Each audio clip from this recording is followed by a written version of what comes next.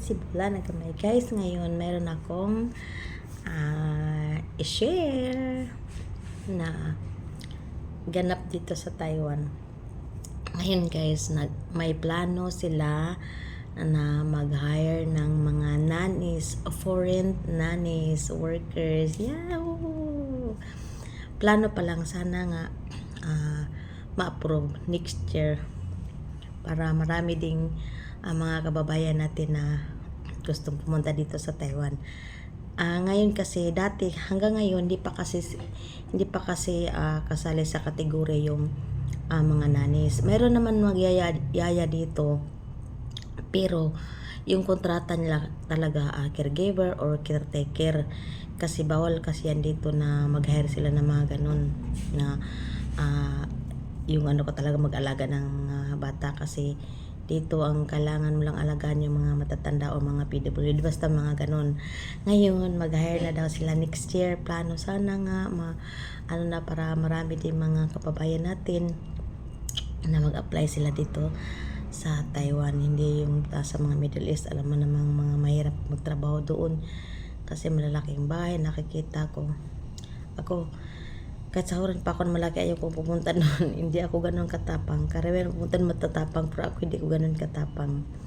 Sana nga guys na matuloy na mag-hire silang mga nannies dito para iba naman ng mga nyo applyan dito naman nanny na siya. Di ko alam kung magkano ang offer ng nannies ng sahod. Di ko pa alam. I-share ko naman kung magkano sunod, kung matutuloy ang tawag nun, ang mag-hire sila. Hindi ko pa alam kung mayroong mga placement fee, mga ganun. Wala pa naman, pa lang man, news pa lang naman to. Sinishare nila sa MOL na plano sila na mag-hire ng mga Taiwanese ng mga nannies. Kasi dito guys, hindi kasi sila nag-aanak. Ayaw nila ng anak marami kasi nga mahirapan sila mag-alaga, kasi nga mahal ang mag-alaga talaga dito.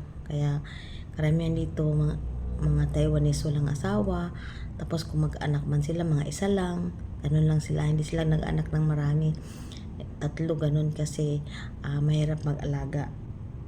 Tapos mahal ang dito mag-aalaga. Kaya may plano na mag-hire daw ang mga Taiwanese na mga nannies. Ay, marami matutuwa para pag nagtrabaho sila mayroong maiiwanan. Kaya guys, kung halimbawa nakapasok kayo dito na nagnani, alam nyo naman ang mga bata makukulit, kinunhabaan talaga yung pasensya natin. Magdala tayo ng pinakamaraming pasensya, kasi ang tiwala ng isang amo isa lang, kasi sila nagtatrabaho sila, itiwala yan sa atin ang mga anak nila. Kaya kung makulit, wag natin silang sasaktan. Mahalin natin sila na bilang parang anak din natin, para hindi tayo magka-bad record. Kasi alam mo naman ang mga mabata talagang makulit. Kaya mahabaan yung pasensya natin kung makapasok kayo dito. Okay naman ang Taiwan.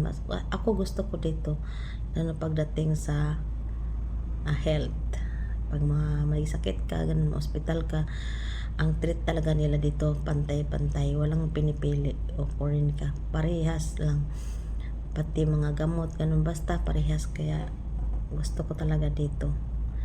Kung pwede lang dito forever, dito na kaso hindi pwede. Uwi talaga tayo sa bansang atin.